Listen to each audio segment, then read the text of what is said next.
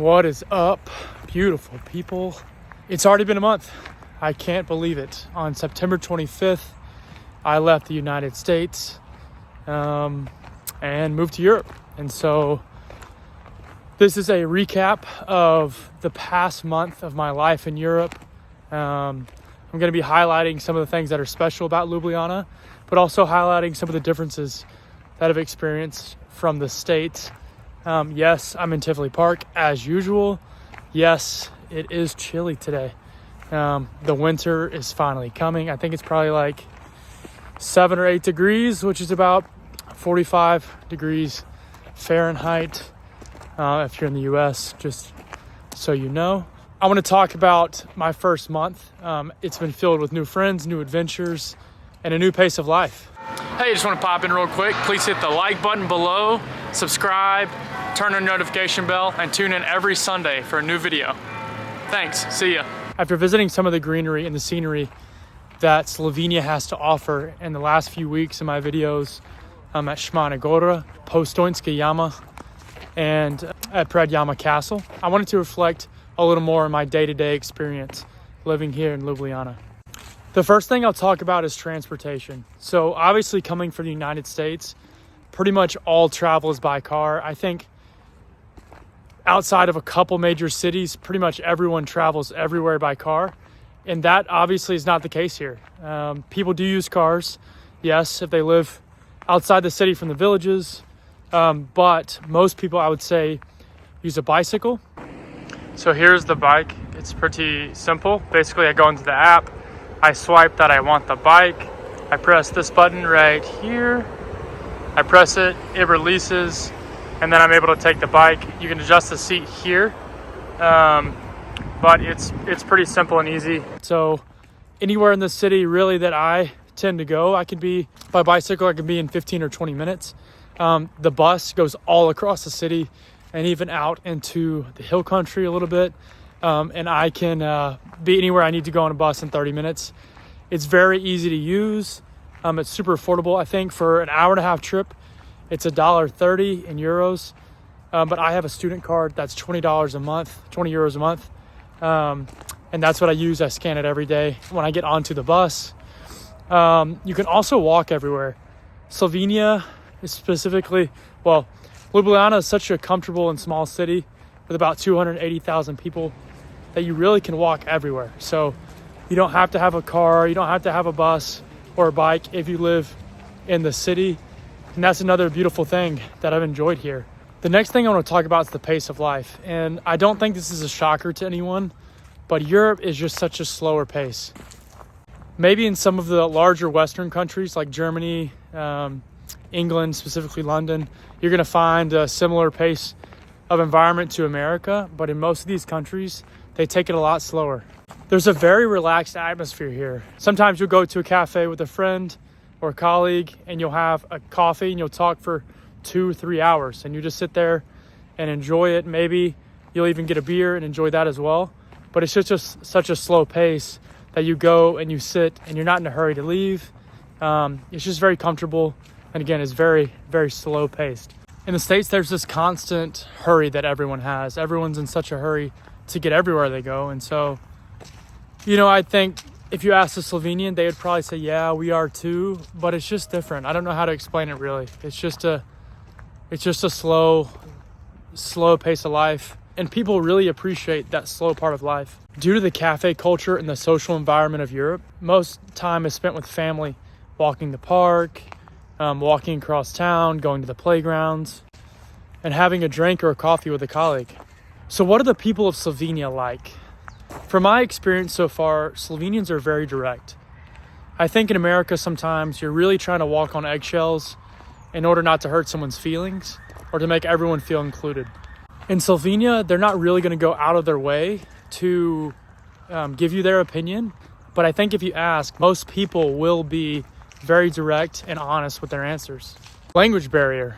So when I first was moving to Slovenia and telling my friends and family from back home I was moving, the number one question I was asked was, do you know the language? And the answer was no. And mostly to a degree now. It's still no. I have been learning a little bit, but I still have a lot of work to do.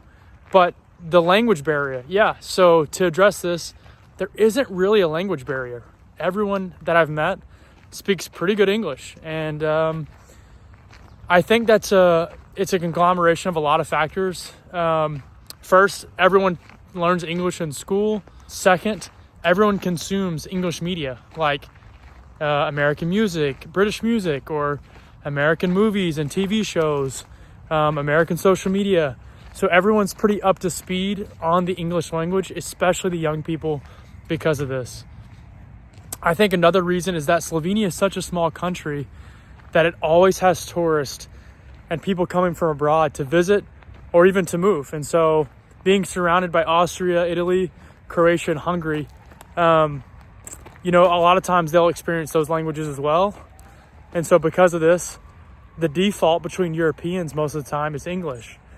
And so for this reason, that's why most people do know and speak English pretty well. I think the only time you're ever really going to have any trouble with English is maybe if you meet someone that's elderly, that they may not know English that well, but generally pretty much everyone here speaks English and they do speak it pretty well. So one of the most amazing things to me about Slovenia is that it's centrally located to Hungary, Italy, Austria, and Croatia. What this means is that there are so many amazing cities so close by. From Ljubljana, Venice, Italy is 2.5 hours. Zagreb, Croatia is 1 hour and 45 minutes. Budapest, Hungary is 4 hours and 30 minutes. And Austria is 2 hours. Of course, this is by car. If you were to take other means of transportation, such as a bus or a train, it probably would take longer, but by car, it's very reachable. What is the religion like here? Slovenia is a predominantly Roman Catholic country. Practically on every hilltop, there is a Roman Catholic church. In the video where I hiked to the top of Šmarna Gora, I spoke a little bit about the history of this. But anywhere you go in Slovenia, you will be very close to a Roman Catholic church.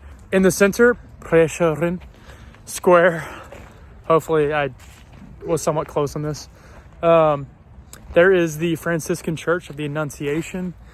Every Wednesday night at 6:30, there's about 700-800 young Catholic students who go. And I mean, it is absolutely packed. There's only sitting space remaining as the Mass starts. And it's quite an amazing experience just to be in the presence of so many young people to celebrate the Mass. So what about the prices of Slovenia? So coming from America, Slovenia is a lot more affordable, but the sticker you see on the menu or on the item of clothing, that is the final price. In America, obviously, you have to pay tax on top of all prices. And so that just adds a lot to the final fee of what you expect to pay. And you don't have to calculate it as you're walking to the register. Oh, I spent $100. I'm going to have to pay $110 because of tax. Here, if it says $20, it's going to be $20 fully included. Also, let's talk about the tipping culture. So in Slovenia, there's not really a tipping culture. If you go to a nice restaurant and have a nice meal and the server goes above and beyond, then you would probably leave a very small tip, maybe up to 10%. But besides this, there's not really a tipping culture, and it's not an expectation from servers. In the States, most servers rely on tips from customers to make a normal average, at least a normal wage. But here they're actually paid a normal, like, even wage. So if they don't have tips, then they still get their normal wage. It's not like they survive off of tips here. So that's why there's not really a tipping culture. But yeah, just to touch a little more on my experience so far, I've really loved it. It's slow, it's easygoing. People are very nice. I would say you do have to branch out and talk to people and ask people questions and really make an effort to try to meet people here. But everyone you talk to is going to be very nice. You're really not going to have any problems with people not wanting to speak to you. And like I said earlier, everyone speaks English like really well. So you shouldn't have any issues if you're an English speaker. communicating with anyone. And last week I showed you a glimpse of basically what I would eat a day here. I didn't really branch into many Slovenian foods as many of you commented.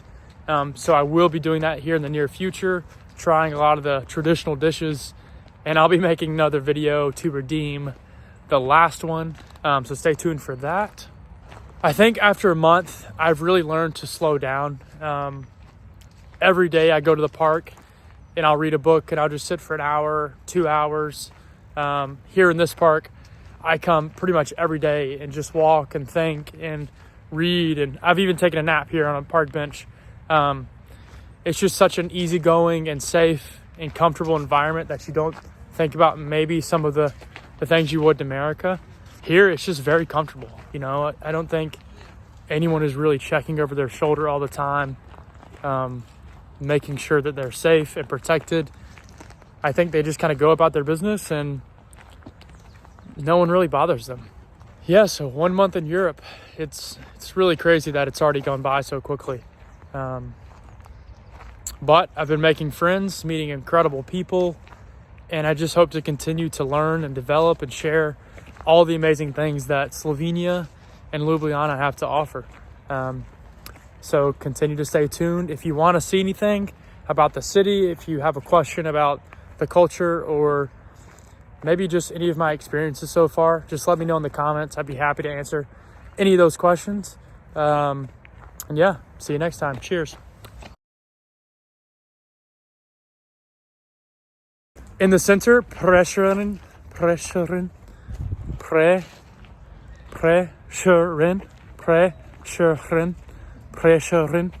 square, 20 euros a month. And that's what I use. I scan it every day when I get onto the train, when I get onto the bus. I've enjoyed here.